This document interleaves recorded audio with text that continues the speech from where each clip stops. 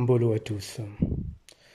Dans l'humanité tout entière, il y a des phrases qui sont utilisées et entendues, acceptées par quasiment tout le monde, qui sont agréables à entendre et qui seraient à l'origine, quand les humains emploient ce genre de phrases, pour aider quelqu'un ou pour pousser un individu à se booster, à se bouger de lui-même.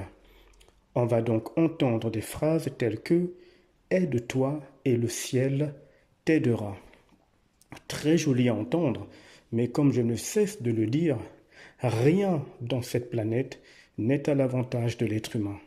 Et lorsque les humains se mettent à parler en prononçant certaines phrases communes, ou peu importe, tant que les humains n'ont pas leur fusion avec leur ajusteur de pensée, leur connexion avec leur esprit, les mots prennent une tournure qui, vous allez le voir, n'est pas du tout en la faveur de celui qui la prononce ou de celui vers qui les mots en question sont envoyés. Ces mots deviennent automatiquement une sorte de prison. Alors, il y a donc cette phrase qui dit « Aide-toi et le ciel t'aidera ». Mais que cache cette phrase et qu'est-ce que ça signifie réellement? La plupart des gens ne sont pas très conscients de ce qui se joue au quotidien dans les plans invisibles. Peu de gens sont conscients du réel de la mainmise de certains êtres invisibles sur l'humanité. Alors, écoutez bien ceci. Lorsqu'un individu prononce cette phrase, « Qui dans le ciel viendra l'aider ?» Comment le ciel viendra l'aider? Que signifie l'aide de façon occulte? Lorsque la terre a eu un tremblement dans un endroit précis, dans une région quelconque, au bout de quelques années, de quelques semaines ou de quelques mois, la terre finit par s'arranger d'elle-même. La matière, terre, s'est donc aidée toute seule. Lorsque des arbres dans une forêt sont frappés par un vent violent et que des branches ou des branchages s'arrachent, des fruits ou des herbes et autres sont arrachés et tombent. Au bout de quelque temps, les arbres en question, les branchages, l'herbe en question finit par se renouveler, les branches finissent par repousser, les branchages également. Les arbres se sont donc aidés eux-mêmes. L'herbe s'est également aidée elle-même. Lorsque vous observez également dans un parc animalier ou dans un village ou dans une forêt ou dans des bois ou peu importe, un animal qui s'est blessé, un gorille par exemple, qui s'est blessé suite à une bataille avec un adversaire, vous allez voir que le gorille va se soigner de lui-même afin de se sentir mieux. Le gorille est fait de matière. Alors, écoutez maintenant ce que je vais vous dire. La matière a la possibilité de s'aider et de se soigner elle-même. Lorsque l'être humain a des difficultés sur le plan de la matière, sur son corps physique ou dans d'autres domaines de son existence qui concernent la matière, il est logique que cet individu arrive à s'aider ou à trouver de l'aide sur le plan de la matière. Vous comprenez? Parce que la terre dans laquelle l'humanité existe a été programmée de telle sorte que la matière est capable de s'aider ou quelques éléments dans la matière sont capables d'aider d'autres êtres, matières qui existent également dans la terre. Donc l'aide ne concerne que la matière et tout ce qui est sorti de la terre ou qui réside dans la terre et qui est formé de matière.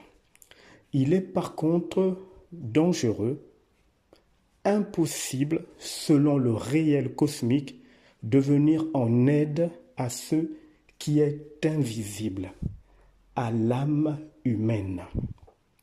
L'idée d'attendre une aide d'un être, d'un esprit, d'un génie, d'une entité, d'un maître ascensionné et que sais-je encore, est une manipulation des entités d'un très haut niveau.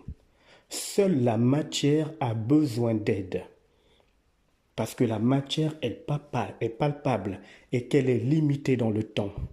Tout ce qui est esprit ou âme et âme n'ont aucunement besoin d'aide parce qu'ils sont immatériels, éternels et immortels et qu'ils n'ont jamais été créés. Quand les gens disent « aide-toi et le ciel t'aidera », les gens parlent de cette phrase sur un plan qui concerne en grande partie la matière et parfois ils en parlent également dans un plan qui peut concerner le domaine invisible. Quelqu'un a eu de grosses douleurs émotionnelles et que sais-je encore, il a eu une grosse perte sur un plan invisible de façon émotionnelle, il aurait donc besoin d'aide et les gens viendront avec des mots pour essayer de le consoler, pour essayer de l'aider. L'idée d'aider dans ce sens est bien vue sur le plan humain, mais à l'échelle cosmique, selon le réel des lois qu'il y a dans les univers, ce n'est pas ainsi que cela doit se faire. L'aide ne concerne que la matière. L'énergie humaine dans son origine est capable de s'aider elle-même, d'être autosuffisante et de s'en sortir toute seule. Parce qu'à l'échelle cosmique et universelle, nous sommes vus comme des êtres au-delà des dieux, au-delà des rois divins. Nous sommes vus comme des royaumes à part entière. Chacun de nous est vu dans son aspect invisible comme un royaume à part entière. Or, ça devient aberrant de se rendre compte que l'homme a été réduit à mendier de l'aide invisible auprès de certaines entités qui, elles, sont conscientes du réel qui constitue l'homme en tant qu'être tellement puissant que même les entités ne tiendraient pas leur regard devant l'humain. Elles se sont arrangées à faire en sorte que l'homme abandonne sa souveraineté cosmique en l'habituant par l'entremise de l'aide sur la matière à associer cette aide sur la matière à l'aide sur le plan invisible dont l'âme aurait besoin et que sais-je encore. C'est une grande manipulation, c'est un piège terrible. Et d'ailleurs, d'où vient l'aide en question que l'homme attend sur le plan invisible? Écoutez, allons voir un petit verset biblique dans l'évangile de Jean, le chapitre 1, le verset 51. Nous sommes dans la Bible Louis II. Et il lui dit, « en vérité, vous verrez désormais le ciel ouvert et les anges de Dieu monter et descendre sur le Fils de l'homme. » Et c'est donc Jésus, celui qui avait l'oreille de Jésus, qui parle ainsi. Lisons également un verset similaire, toujours dans Jean chapitre 1, verset 51, dans la Bible de Martin. Il est écrit ceci.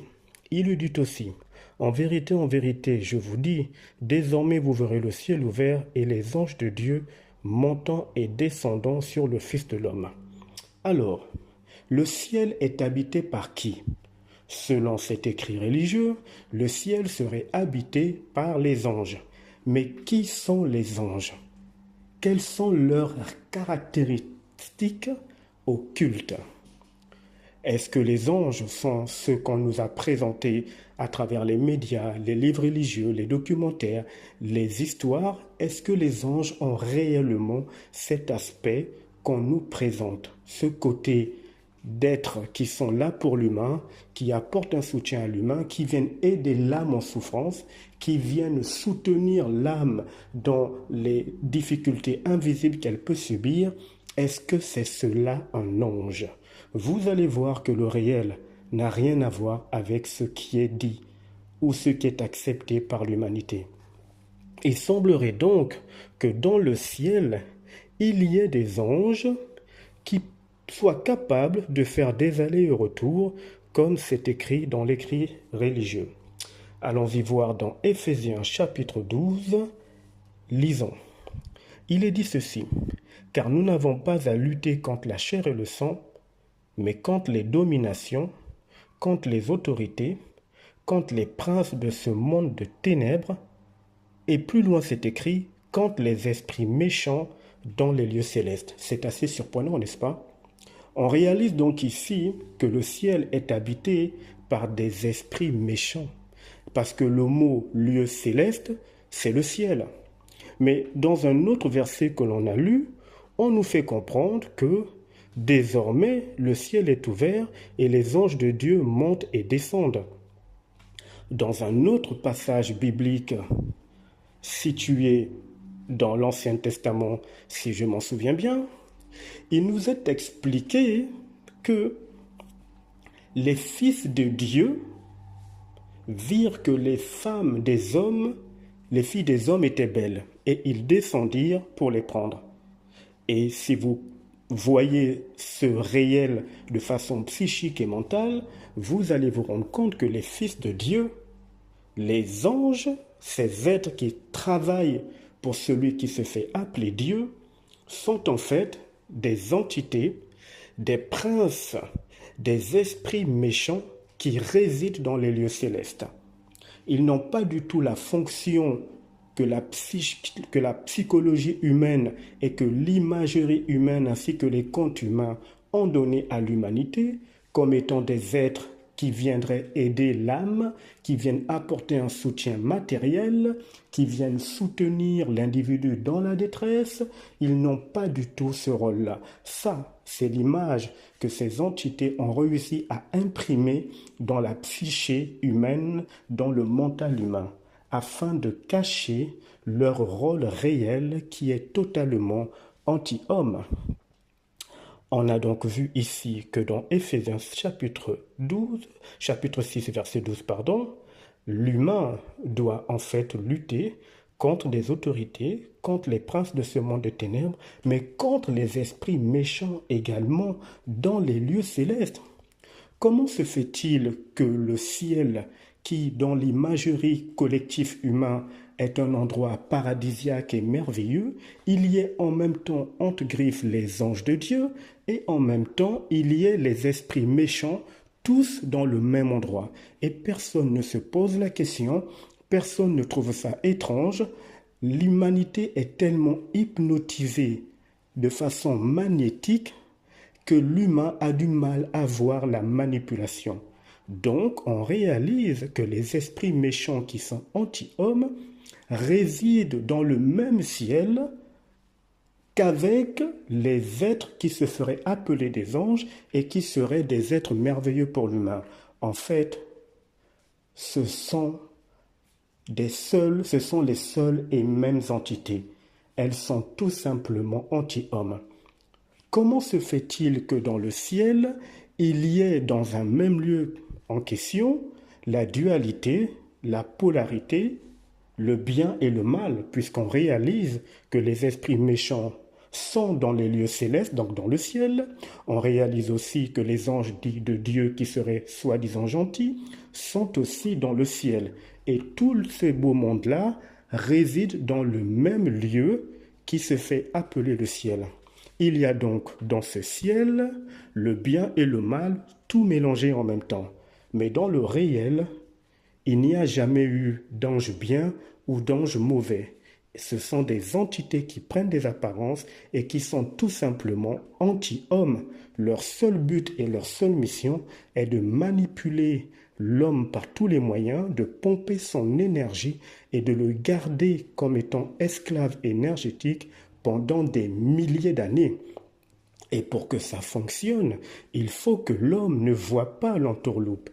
Quand les gens disent « aide-toi et le ciel t'aidera », ça veut dire qu'ils abandonnent leur souveraineté telle qu'ils sont vus à l'échelle universelle et cosmique et qu'ils déposent leur couronne d'être créateurs au pied de ces entités-là qui ont donc le droit légal de venir s'implanter dans l'existence de l'individu afin de le garder esclave et soumis.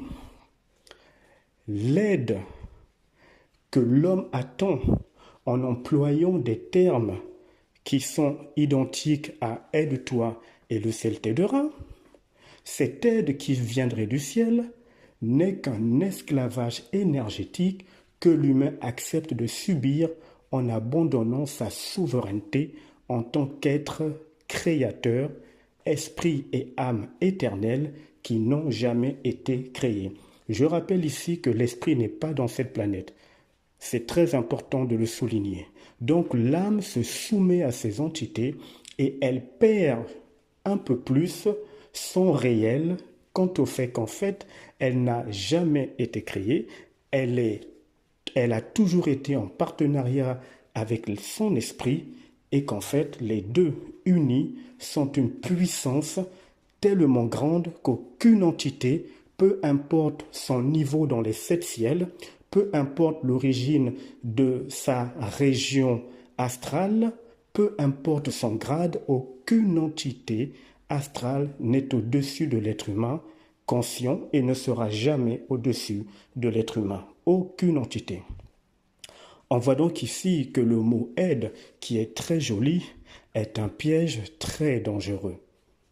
Mais, encore une fois, il est tout à fait possible et normal d'aider la matière. N'oubliez pas que l'âme est enfermée dans un corps de chair qui est tiré de la terre, c'est de la matière.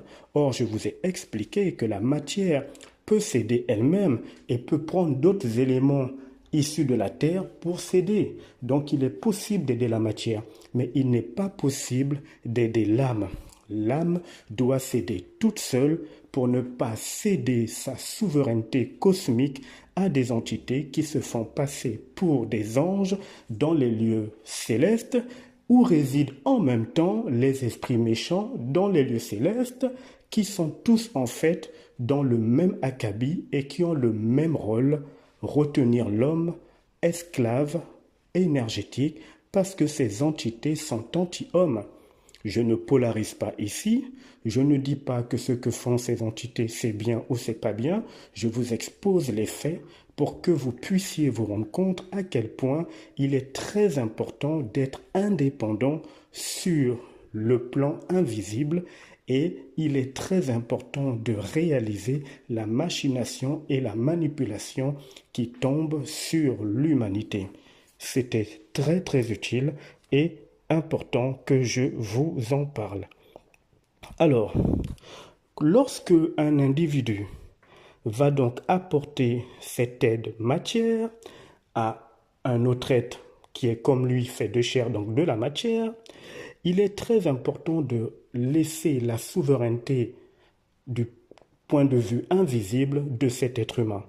Aucun être humain ne doit dépendre des entités, peu importe la manière dont elles se présentent à vous, puisqu'elles sont capables de prendre des formes qui vous arrangent, de se faire apparaître comme étant des êtres de lumière et merveilleux, mais ce sont toutes des entités qui ne vous apportent rien, si ce n'est vous garder en esclavage et dépendant des miettes invisibles et énergétiques qu'elles vous proposent, alors qu'en retour, elles se gavent goulûment de votre puissance créatrice énergétique.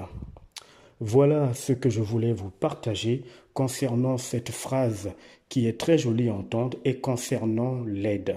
Si vous m'avez bien écouté, je n'ai jamais dit qu'il ne faut pas aider un de vos proches ou quelqu'un qui est dans le besoin en fonction de ce que vous voulez faire, puisque encore une fois la matière cède et peut aider une autre matière, mais en revanche, il est important de réaliser que vous ne devez laisser votre souveraineté à aucune entité. Or, dans le ciel, il y a des entités qui sont des princes des ténèbres et qui sont en accord parfait avec ceux qui se font passer pour des anges. À plus tard.